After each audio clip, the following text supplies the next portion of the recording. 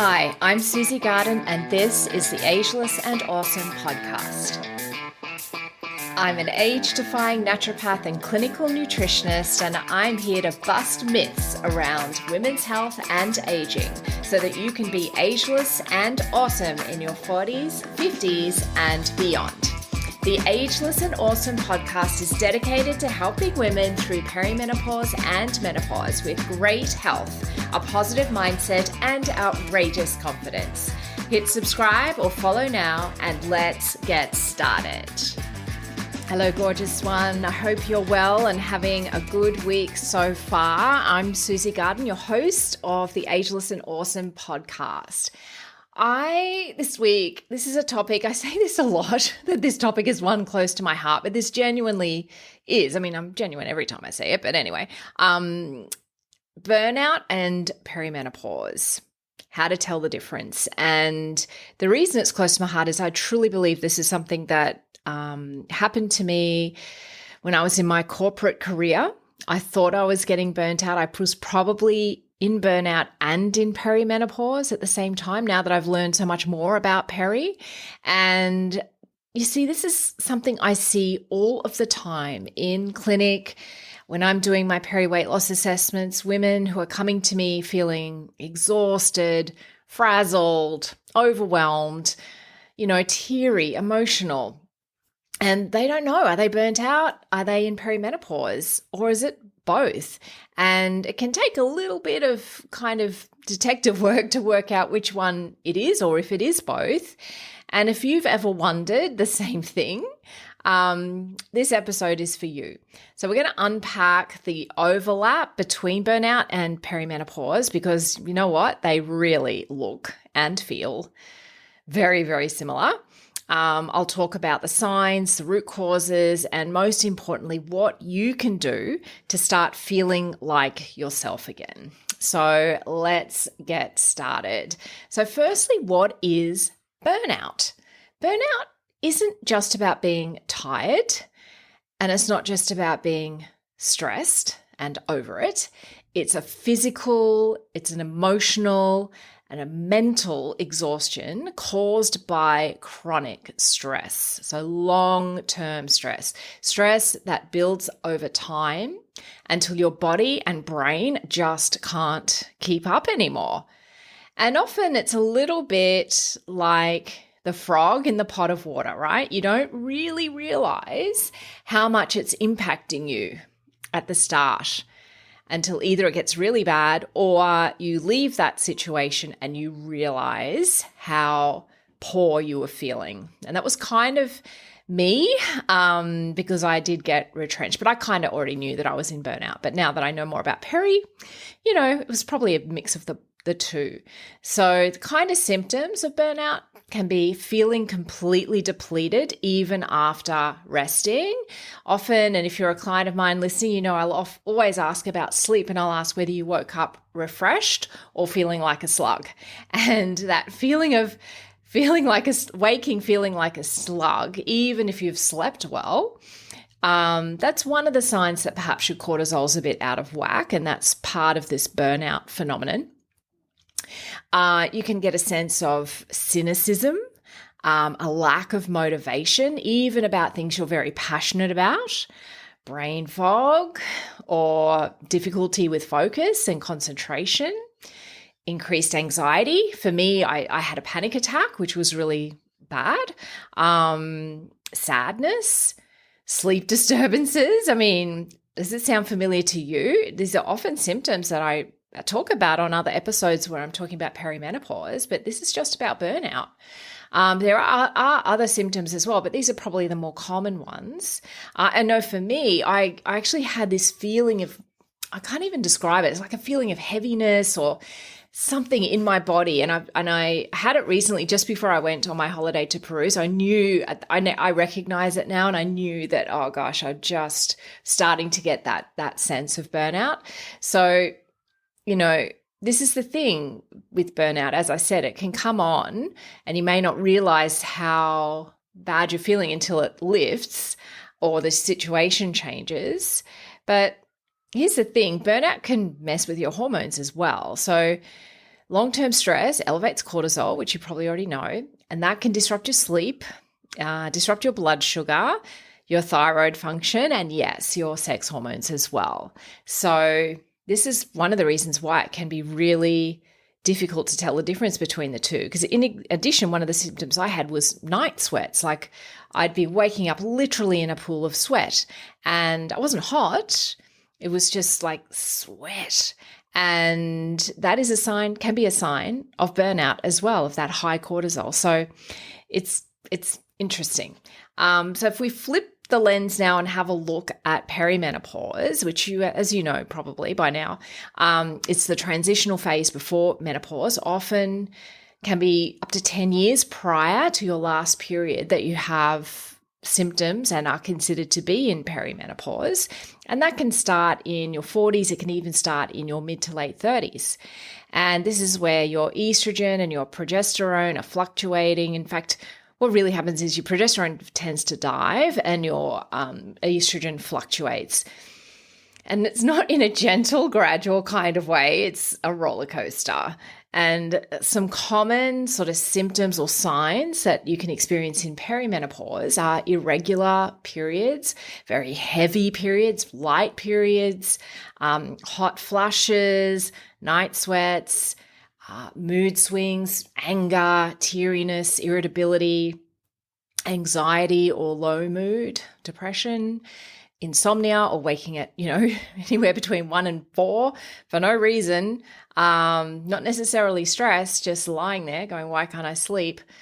Weight gain, especially around the middle section, low libido, and, see the overlap here? There's a lot of overlap in symptoms. It's no wonder many women think they're in one and they're in the other, or just don't know what's going on. So here's the thing, because both can happen together, many women are dealing with both at once. And there is actually a key reason for this, because you may be in a situation of chronic stress, and then the hormonal shifts of perimenopause make you more sensitive to stress. When you lose that progesterone, the brain loves progesterone. It's very calming to the brain. And so you have less of a buffer for stress, and then estrogen gets erratic. So it surges and then it drops, and then it surges and then it drops.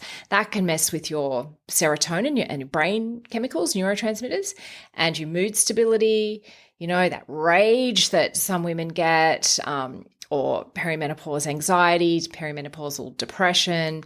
There's just so many moods that can happen with this hormonal swing. And when you add in poor sleep, pressures of work, family, etc., then burnout can become almost inevitable, which of course we don't want, because it's not a good thing at all to happen to you, and it can take time to really recover from. So let's look at how to tell the difference. So how can you tell if it's burnout or peri? So a few key clues. Timing's obviously one of them, because burnout can happen at any age at all, especially if you're under chronic stress, whereas perimenopause typically starts in your late 30s or 40s. Period patterns are a dead giveaway. If your cycle is changing, if it's shorter, if it's longer, if it's heavier flow, lighter flow, that's a huge hormonal clue that it's more likely to be perimenopause. But we know that high cortisol that you get in burnout sometimes can actually impact your sex hormones, which can impact your period. So it's not as cut and dried as it might seem, but it's probably more likely if you're having those interruptions. Physical symptoms such as the hot flushes, breast tenderness, the brain fog, although you can get that with both. Midsection weight gain, you kind of can with both. Night sweats, you can kind of get with both. So again, you kind of need to be talking to a professional that can help discern between the two. I probably think that these emotional and mental signs are probably one of the key differentiators.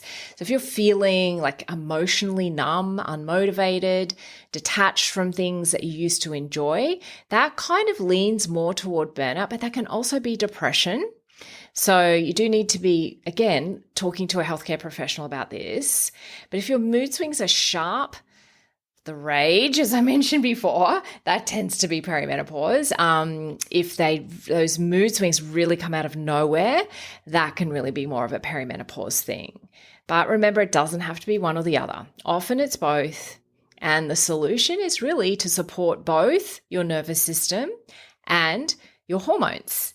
And the good news is, regardless of if you only do one of them well, it's going to influence the other one anyway. So that's a really good thing. So let's kind of get into some solutions. So whether you're burnt out, whether you've got some hormone shifting going on, or whether it's both at the same time, we need to stop treating symptoms like they exist in isolation. You know, we know that there's so many links in the body, and you really need to take a holistic approach and make sure you're getting into that underlying cause, which if it is burnout, then we need to look at what's the cause of the stress. What can we do to modify that or to help you modify and regulate your own nervous system? If it's hormone imbalance, then we need to look at, well, what are you eating? What's your lifestyle like? What can we do to support your hormones? Because, you know, you can take the supplements, you can do the meditations, but if the root cause is not being addressed, you need a plan that's going to address that. So here are some basic things that I recommend. Now, remember, this is not individualized advice. And as I've mentioned already, please, if you're really experiencing these symptoms, it's probably a good idea to speak to someone who knows how to handle these and a professional. So here's what I recommend. So firstly, I'd always go to food and eat for blood sugar balance. This is absolutely foundational. So what that means is you're not skipping meals. You're prioritizing protein. You're not going for the carbs, even though you've got the carb cravings, most likely. Help support your blood sugar by prioritizing protein. Have 2 bites of protein first whenever you start a meal. Have healthy fats. Have complex carbohydrates that release energy slowly, and that will help prevent energy crashes, that feed stress, and hormone chaos. And 3 meals a day, no snacks, is also ideal for maintaining blood sugar balance, but they need to be, you know, good, decent meals that are going to keep you satisfied for like 5 to 6 hours between breakfast and lunch and dinner. Number 2 of what I recommend is to restore your sleep. Go to bed at the same time every night. Get up at the same time every morning. Even if you haven't slept very well, the research tells us that you should still get up at the same time every day, and that helps to regulate your circadian rhythm. Power down your screens at least 1, but preferably 2 hours before bed if you're really struggling with sleep. Create some sort of routine around your sleep. Helps to it's like any kind of training. It just helps you train your brain to know that, it's time to sleep now. And preferably make this a calm ritual. That can be reading. It can be having a shower. I've started having a shower at night and I love it. Really helps me with stress. It helps me to just disconnect from the day, and I'm absolutely positive it's helped my sleep.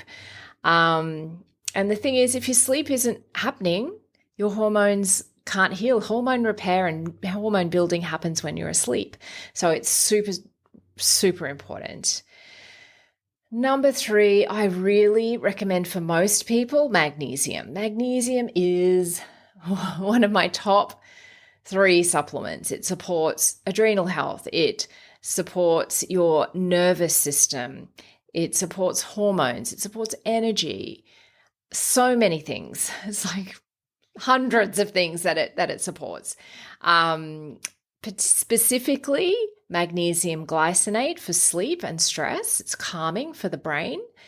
So make sure if you are taking a magnesium, have a look at what kind of magnesium is in your product. If it's heavy magnesium oxide, it's really going to give you a good bowel clean out, great laxative.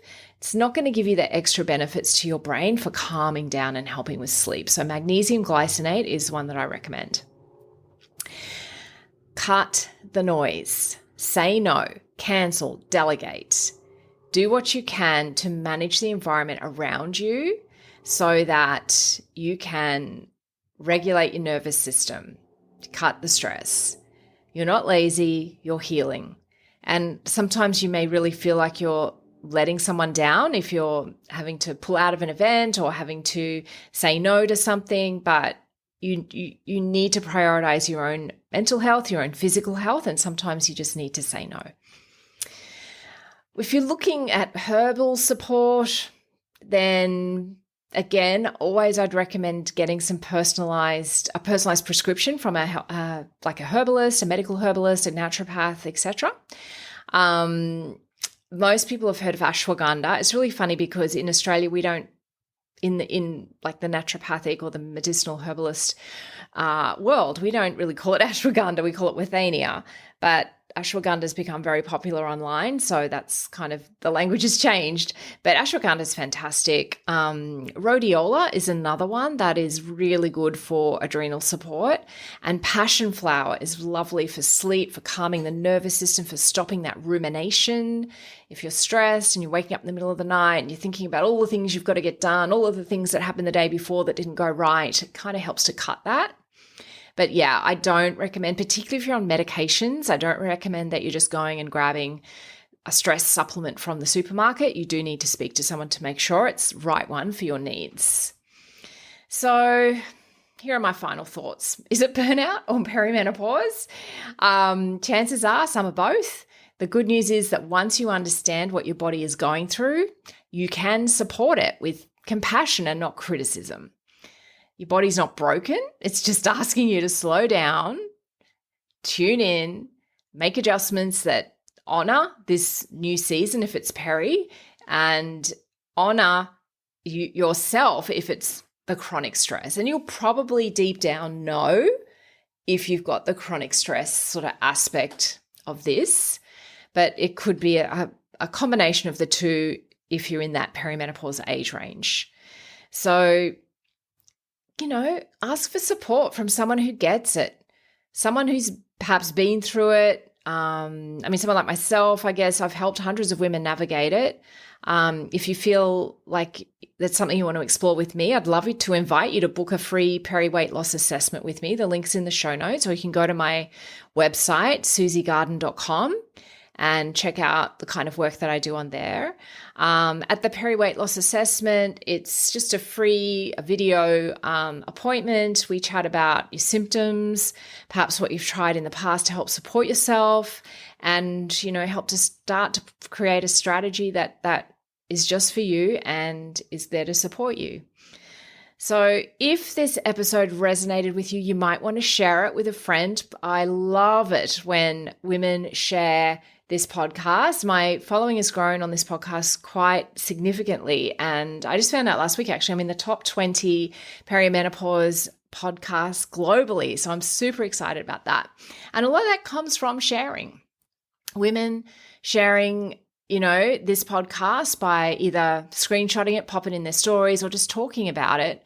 And it just really warms my heart when I hear that from people, particularly people that book in for their peri weight loss assessment or come and see me in clinic, and then they say they found me on the podcast or their friend told me about my podcast. I just love it because, I'm just a real person sitting in my office in my home recording this. I don't have, a professional team that's supporting me doing this. It's all me. So I love it if it's out there helping people. So please feel free to share. Sharing is caring.